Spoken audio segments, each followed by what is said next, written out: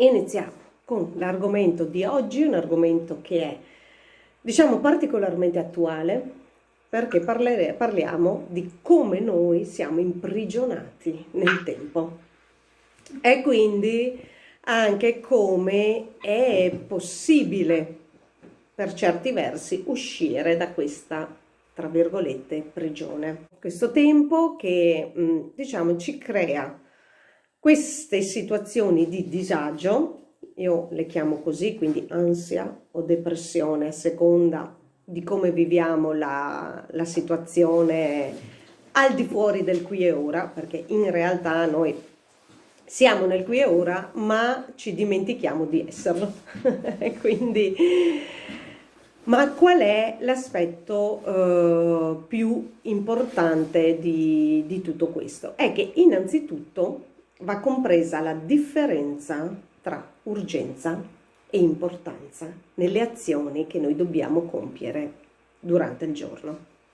E l'altro aspetto che noi dobbiamo comprendere è il dedicarsi alla qualità del nostro lavoro invece che alla quantità, cioè quanto tempo impiego o come faccio fruttare quel tempo, quindi quella quantità di tempo. E sono due aspetti particolari perché sono proprio, è proprio questo che ci fa comprendere la differenza tra Cronos e Kairos, che adesso capiremo sono le due declinazioni del tempo, sono due termini ovviamente greci e quindi tra l'altro anche forse greco antico, però noi lo chiamiamo tempo, ma in realtà ci sono due declinazioni e soprattutto capiamo perché viviamo una vita stressata, perché lo stress è legato al tempo, è un'intossicazione nervosa ma collegata al tempo. E quindi andremo a comprendere oggi un po' questi aspetti.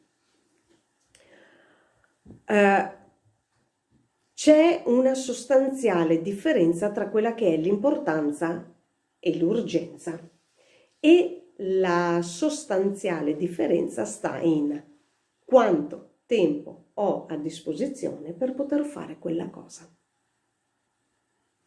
Ecco come si distingue importanza e urgenza. L'importanza stabilisce il valore di un elemento, ok? Mentre l'urgenza significa qualcosa che viene spinto fuori. Infatti, quando siamo in uno stato di urgenza, siamo spinti verso il fare quella situazione, verso il risolvere, ma è una spinta esterna, una forza esterna, perché dobbiamo assolutamente risolvere in fretta quella situazione. Il segreto per uscire appunto dalla prigione del tempo è evitare di arrivare nell'urgenza.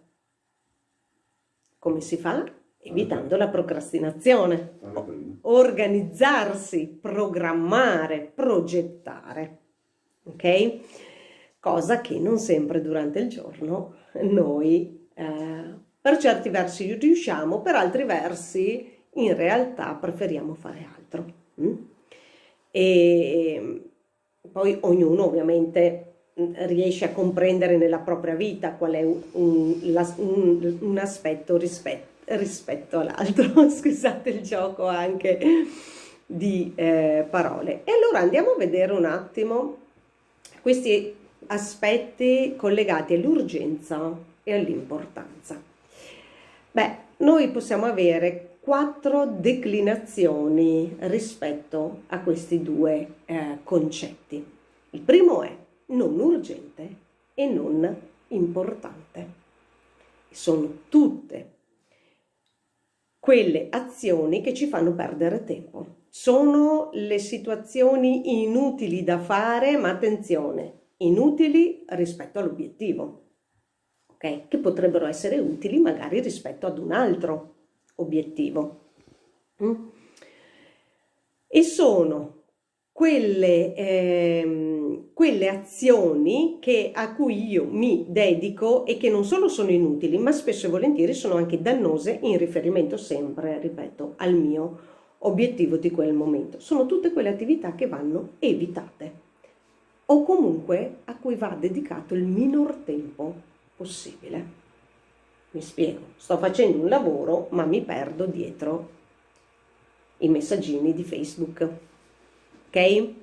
Quindi ecco, questo è già un aspetto che ci fa comprendere. Ho detto la cosa più banale, ma che poi avviene, dico Facebook, potrebbe essere Instagram, potrebbe essere qualsiasi altra cosa. Diverso è se utilizzo Facebook per quel lavoro lì e quindi mi serve, ma non tanto andare a vedere cosa hanno pubblicato nelle bacheche gli altri, quanto invece quello che io devo divulgare tramite quel mezzo. Secondo aspetto è urgente, non importante. E sono tutte quelle interruzioni mentre sto facendo un'attività utile.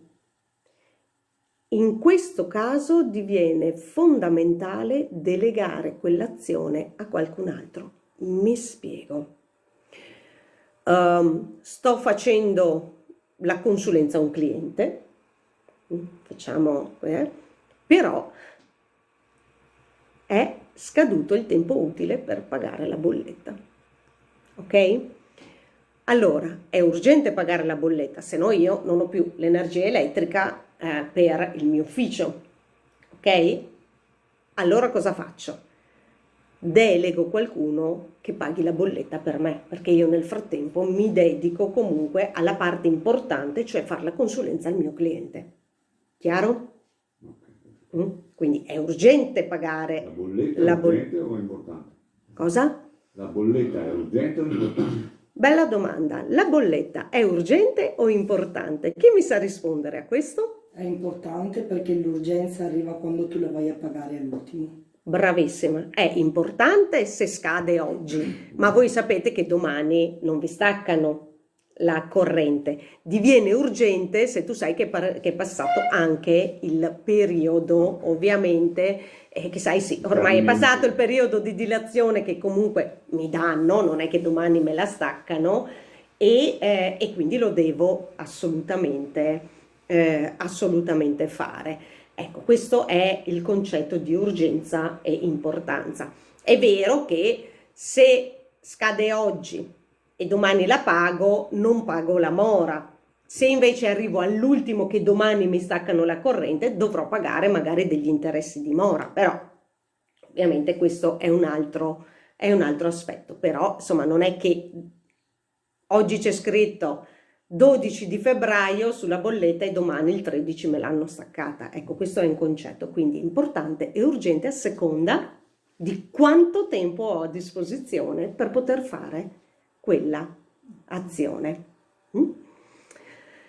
Terzo aspetto, urgente e importante. E sono le attività da fare subito perché altrimenti generano delle crisi, vanno a bloccare la mia attività e sono quelle che posso fare solo io, cioè quelle che non posso delegare. Mi spiego, io sono un tecnico all'interno di una azienda, mi occupo, che ne so, sono, non mi viene neanche il termine, sono un perito elettronico.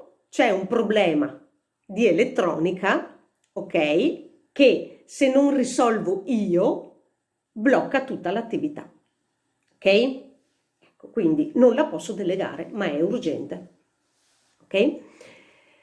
E è urgente ma anche importante, nel senso perché è urgente che devo farlo subito, ma è anche importante perché mi permette di far andare avanti l'azienda.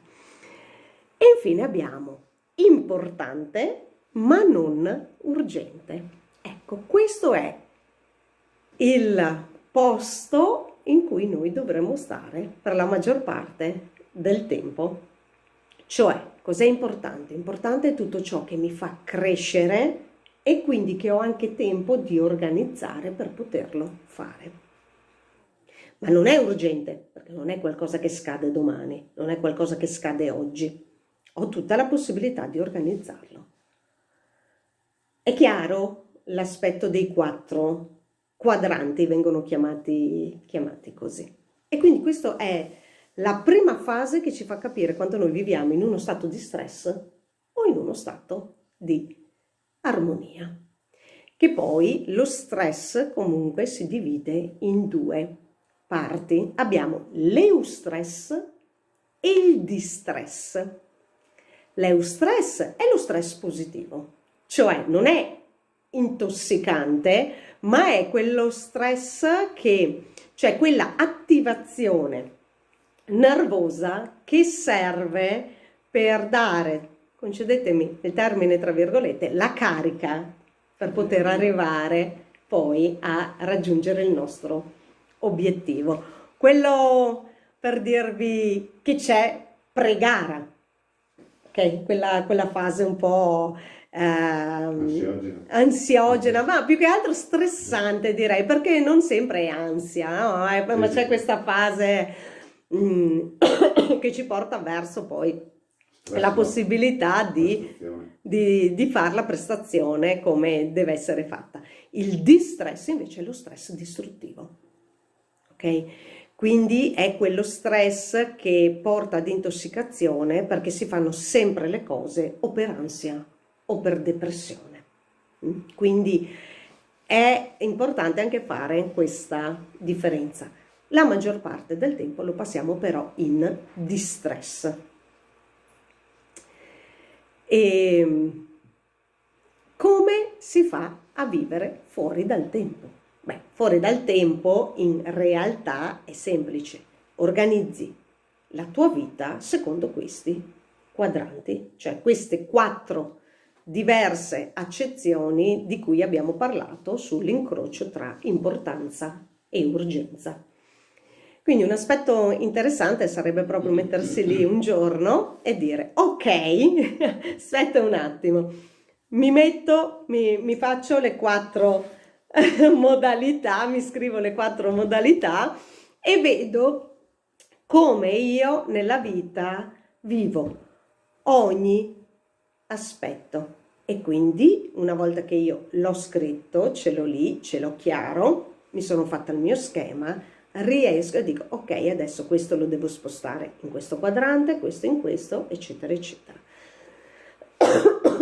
E quindi è sempre una questione nostra uscire dallo stato di stress.